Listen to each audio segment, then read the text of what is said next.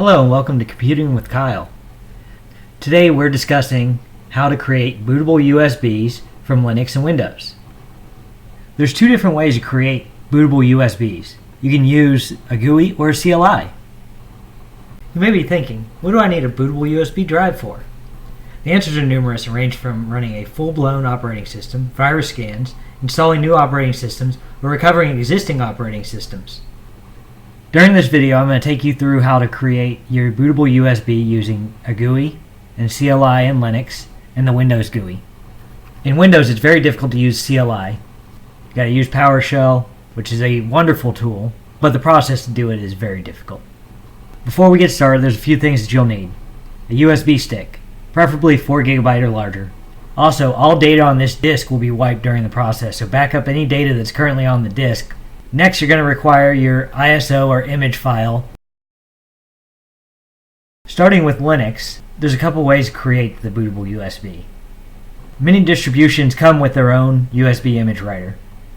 In Linux Mint, the version that I'm going to show you on, it has a program called USB image writer. To get to this, click on the panel label and type USB image writer. Select the program and wait for the application to open.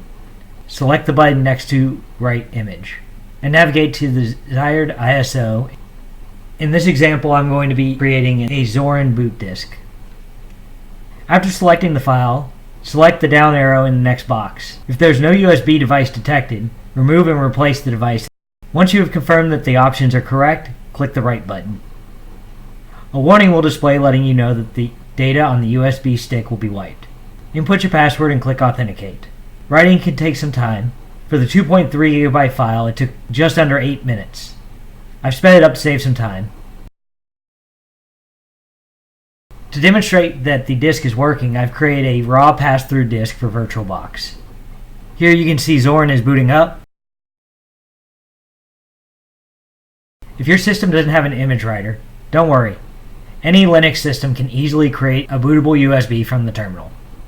It does take longer on average, but hey, sometimes you just need to get the job done.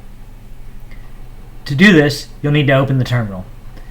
Once terminal is open, run the df command. This command will show you all mounted devices. Your USB device will be a device with an address such as /dev, /sd, and some letter. In this example, it's /dev, /sdb1. Once we've identified it, we have to unmount it. To do this, we'll use the sudo umount command. Sudo is a way to run a command as the root. If you don't run it as root, it will not disconnect that drive. Now that the drive is disconnected, we can now use the dd command to write the file. This command works for both image and ISO files, among others. We will use the Elementary OS ISO to create our bootable USB stick.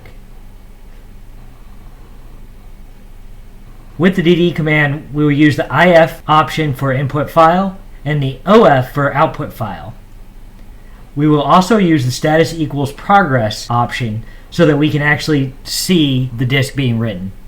If you don't input that, the disk will still write, but you will not see any input until complete. For the 1.5 GB file, it took approximately 7.5 minutes. After the disk is complete, I create a raw pass-through disk for VirtualBox again. Here's the system up and running.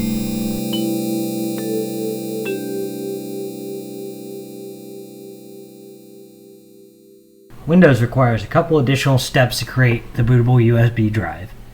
First, you need to download a program to write the data. I'll walk you through Rufus, which is already on the desktop. To download the application, the link is available in the description. Run the application and give it permission to run. Ensure that the device listed is the USB that you want to wipe and reload with your bootable USB. Next, ensure that disk or ISO image is selected and click Select. Navigate to wherever you've downloaded your ISO file and click Open. Confirm your selection and click Start. This will wipe your drive.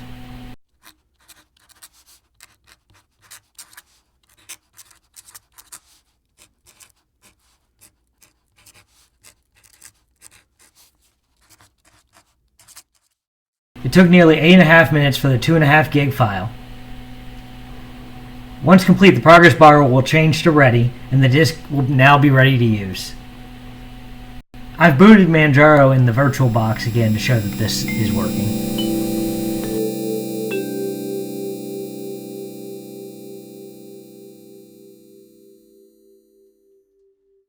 As discussed earlier, it's possible to create your disk from the PowerShell as well, but it's much more complex in the Linux version.